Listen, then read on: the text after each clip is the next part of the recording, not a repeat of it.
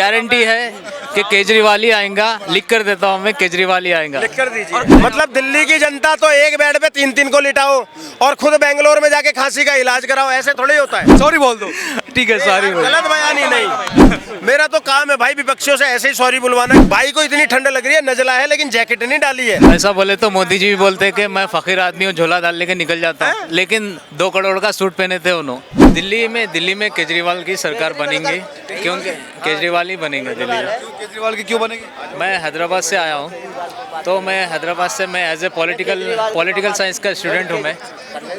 तो मेरे एनालिसिस के हिसाब से क्या है, केजरीवाल ही आएंगे, क्योंकि उनका जो पब्लिक को फ्री ट्रांसपोर्टेशन है, फ्री इलेक्ट्रिसिटी है, फ्री एजुकेशन है, फ्री हेल्थ केयर सिस्टम है।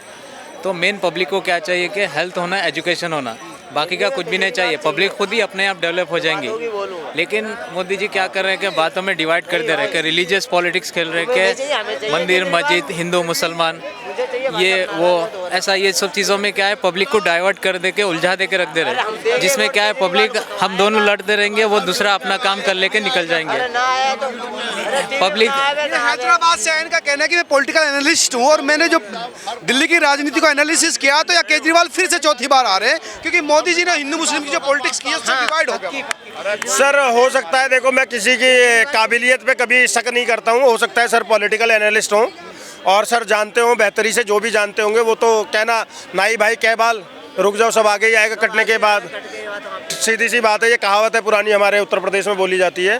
तो अभी फरवरी में चुनाव हो जाएंगे, आप भी देख लेना, मैं भी देख लूँगा और तमाम लोग देख लेंगे आपके चैनल के माध्यम से। आप ही के चैनल पे मैंने एक भविष्यवाणी 1 हफ्ते पहले करी थी, याद होगा आपको। अवध ओझा को पड़पड़गंज से लड़ाया जाएगा चुनाव और मनीष सिसोदिया सीट छोड़कर भागेगा। आपने उस समय पर ये बोला था कि आप कैसे कह रहे हो, मैंने कहा गुप्त सूत्रों से पता चला है। आपने कहा अरे ऐसे थोड़ी होता है, क्या ये हुआ या नहीं हुआ? ये सूत्र आपके काम के रहे, काम के सूत्र रहे ना। तो अब एक और बात बता देता हूँ, आज ये भविष्यवाणी है, दिल्ली के अंदर में इस बार कमल खिलने जा रहा है और कोई रोक नहीं सकता, कोई रोक नहीं सकता। ये भी पॉलिटिकल एनालिस्ट है। मैं यूपी जिला गोरखपुर गोरखनाथ से आया हूँ। दिल्ली ने ठाना है, भाजपा को लाना है। तो भाजपा वाले ज्यादा लग रहे हैं। दिल्ली की पब्लिक समझदार है, पढ़ी लिखी पब्लिक है, वो सोच समझ कर अपना फैसला करेंगी और केजरीवाल को जिताएंगे, एज पर माई व्यू। अच्छा सर एक बात बताइए, पॉलिटिकल एनालिस्ट साहब से मेरा एक सीधा सा सवाल है। अगर केजरीवाल की पार्टी इस बार सत्ता में आ ही रही है और इतना ये कॉन्फिडेंट है कि वो सरकार बनाएंगे, तो मनीष सिसोदिया जो केजरीवाल के बाद में दूसरे नंबर के नेता, दिल्ली के डिप्टी सीएम, 17 मंत्रालय थे भाई साहब के पास में, सुनिए छोड़िए उनको, दिल्ली के अंदर में केजरीवाल के बाद दूसरे सबसे शक्तिशाली नेता आम आदमी पार्टी के, जो डिप्टी सीएम थे, शिक्षा मंत्री थे, शराब मंत्री थे और ऐसे 17 मंत्रालय थे जिस शख्स के पास में, उसको अपनी सीट बदलने की आवश्यकता क्या पड़ी? मुझे ये जवाब दे दीजिए। अपनी सीट छोड़कर जंगपुरा की और सुनिए, 17 सिटिंग विधायकों की टिकट क्यों काटी गई?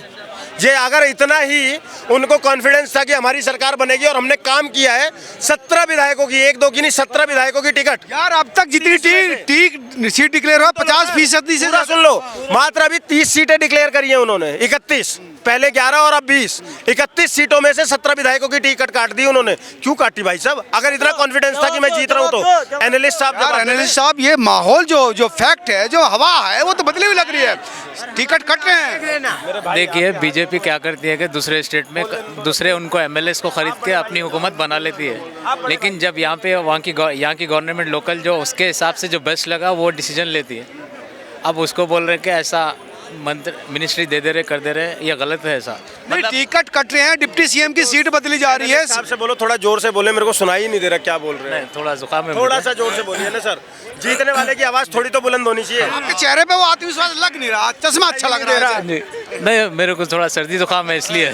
जुकाम कम लग रहा है, आत्मविश्वास कम लग रहा है। नहीं, आत्मविश्वास तो हमेशा बढ़ के ही रहेगा, हमेशा रहेगा और मेरी गारंटी है कि केजरीवाल ही आएगा। लिख कर देता हूँ मैं, केजरीवाल ही आएगा। लिख कर दीजिए। और नहीं आया तो फिर क्या करेंगे? आपके पास होगा पेन पेपर? लाइए भाई, लिख के देता हूँ। हैदराबाद का आदमी जो है वो दिल्ली की राजनीति पर लिख के दे रहा है, तो किस वजह से दे रहा है? आप फैक्टर नहीं गिना पा रहे।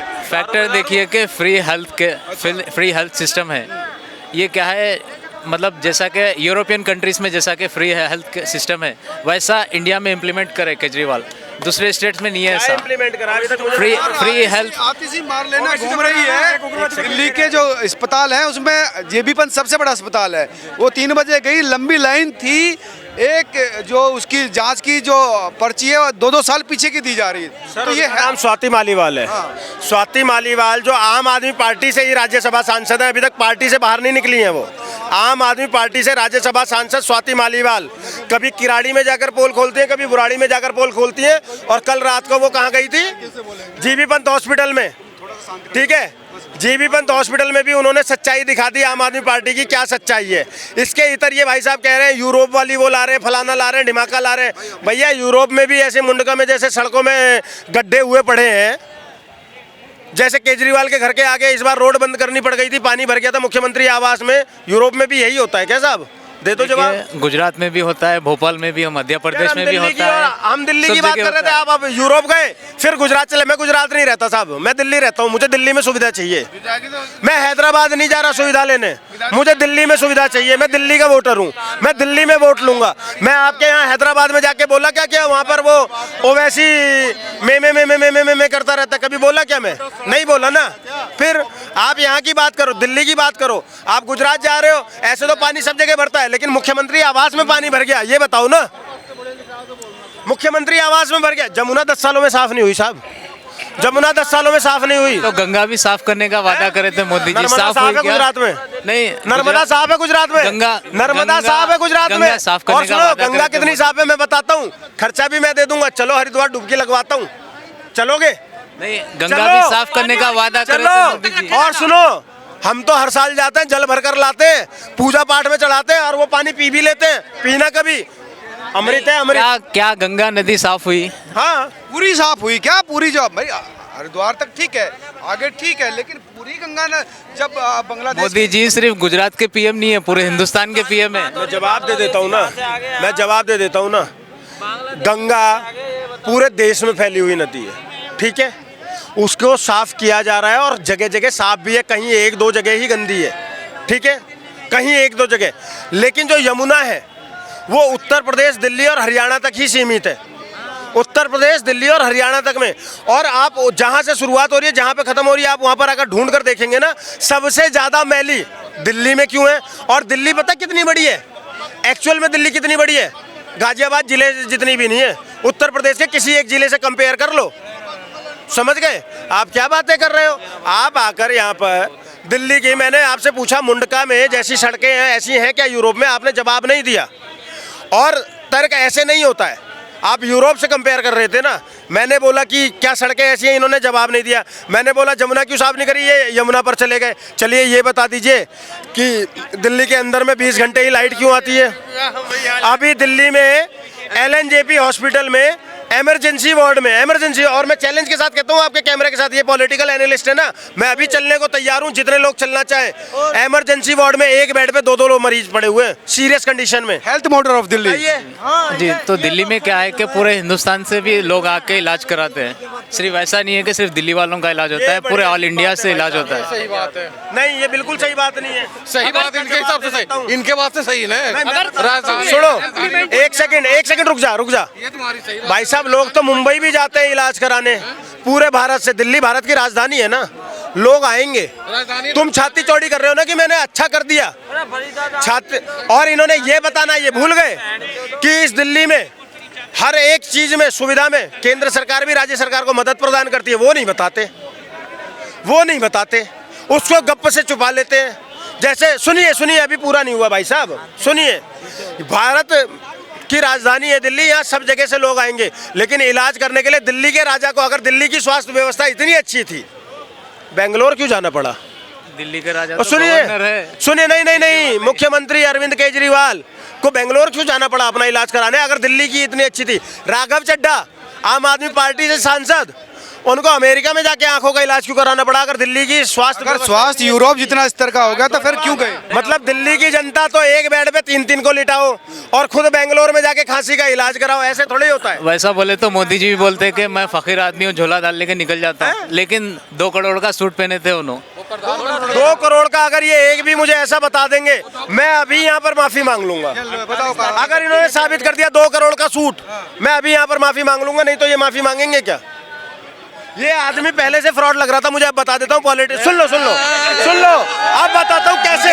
बीजेपी वाले क्या है, बीजेपी वाले क्या है कि बीजेपी को जो भी सपोर्ट करते वो भक्त क्या करते कि मतलब हिंदू मुसलमान पाकिस्तान ये चीज़ें नहीं ये नहीं करे, लेकिन क्या करते, लेकिन क्या करते कि उसको बुरा बताते कि तुम गलत हो, वैसा बताते। अब मैं जवाब दे देता हूँ, अब बीच में मत बोलना, मैं आपके नहीं बोला। ऐसा फ्रॉड है, वो गलत है। सुन तो लो, मैं आपके बीच में नहीं बोला, अब आप मेरा सुनना। मैंने क्यों बोला ये फ्रॉड है, क्यों बोला फ्रॉड है, आपने गलत बोला। देता हूँ। नहीं, गलत नहीं बोला भाई साहब। जितनी मैंने बातें बताई, एक का भी सीधे सीधे जवाब देके नहीं, बस शगुफे छोड़े भाई ने। उसके बाद में भाई ने अभी ये बोला, जब मैंने बोला आवाज़ कम आ रही है, तो भाई ने बोला मेरे को नज़ला है, जुकाम है। आपको मेरी आवाज़ से पता चल रहा होगा जुकाम है, और मैंने कपड़े पहन रखे। भाई को इतनी ठंड लग रही है, नज़ला है लेकिन जैकेट नहीं डाली है।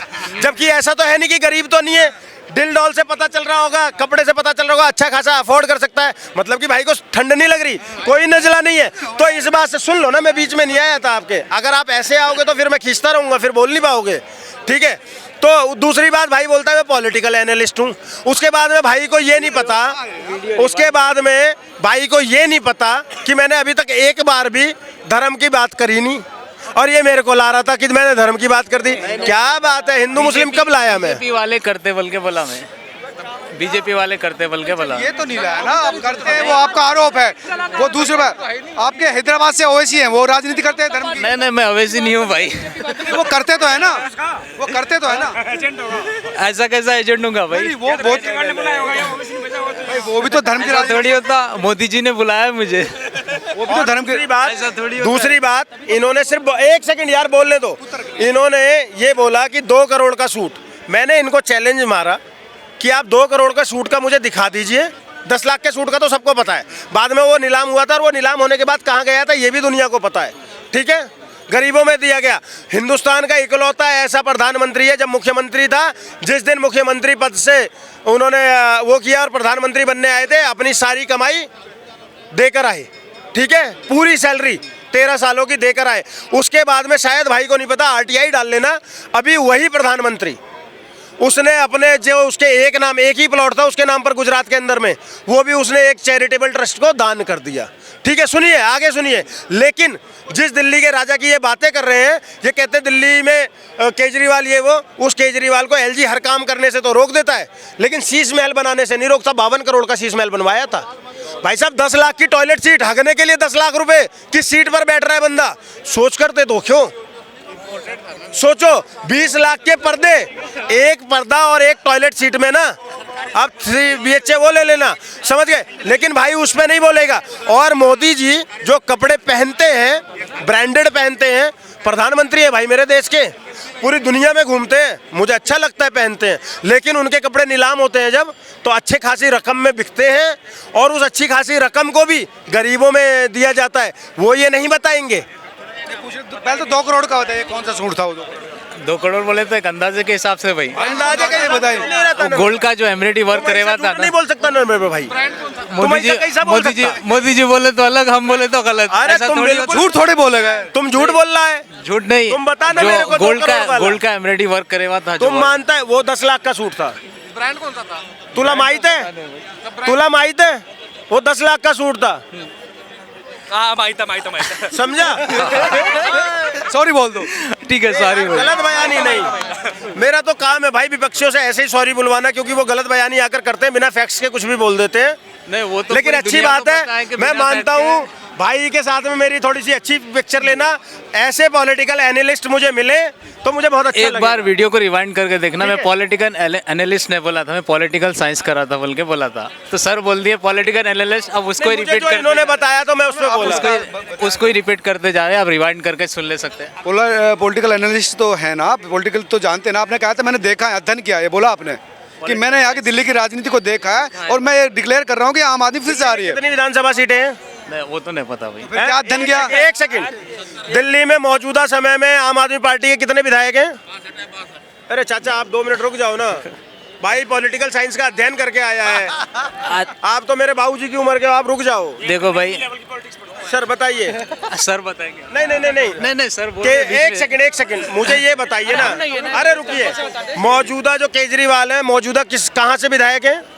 केजरीवाल वो तो पता नहीं। ये भी नहीं पता इनको। ये नहीं पता दिल्ली में विधानसभा सीटें कितनी हैं, केजरीवाल कहाँ से विधायक है ये नहीं पता, दिल्ली में आम आदमी पार्टी के कितने विधायक हैं ये नहीं पता, भाजपा के कितने विधायक हैं भाजपा के वो भी नहीं पता। वो भी नहीं पता। मेरे भाई फिर भैया, पता क्या है? कौन सी पॉलिटिकल साइंस का अध्ययन करके आए हो? Inter political science Modi ji भी कर रहे थे, उसका भी आरटीआई डाले थे, उसका पता तुम चला मोदी अभी हो तक। क्या? नहीं नहीं मोदी नहीं हूँ तुम मैं। मोदी हो क्या? मोदी नहीं हूँ मैं। फिर तुम हर बात में उसका ही अपनी पता नहीं तुलना- चला, उसका ही मैंने पता नहीं क्या बोला चला। था ये फ्रॉड है। इंटर वो सबको ऐसी बोलते हैं, सबको ऐसी बोलेगा। मैं काई को बोला ये फ्रॉड है, मैं बताएगा। हैदराबादी आती नहीं है लेकिन कोशिश कर रहा हूँ, मैं बताएगा ये काई को फ्रॉड है। फ्रॉड सुनिए, तो पता है। मैं बताता है। कारण ये है, ये हर बात में ना अपने गुरु केजरीवाल की तरह हर बात में तुलना। मैं मोदी बोल सकता है तो मैं क्यों नहीं बोल सकता? अरे भाई तू है कौन? ये एक इंसान है, अरे citizen सुनो तो सही, इंसान है। तुलना मेरे से कर ले, तू सीधे मोदी से कर रहा है। अब एक बात बताओ ना, ये तो अतिशयोक्ति हो गई ना। मैं चाहे कितनी बातें कर लूं, मैं राहुल गांधी से तुलना करता हुआ अच्छा लगूंगा क्या अपनी? बेशक वो पप्पू है, लेकिन मैं क्या उसकी तुलना, अपनी तुलना उससे करता हुआ अच्छा लगूंगा क्या? एक पार्टी का वो है, मोदी मोदी मोदी। आसमान में थूकोगे तुम्हारे मुंह पर गिरेगा। नहीं वो जो थूकेगा उस पे ही गिरेगा। अब तुम थूक रहे हो ना, इसीलिए तुम्हारे मुंह पे गिर रहा है, इसीलिए तुमको सॉरी बोलना पड़ा। मैं नहीं बोला ना, तुमको सॉरी बोलना पड़ा ना, मैं नहीं बोला। तुम ताली भी बजाए देखो।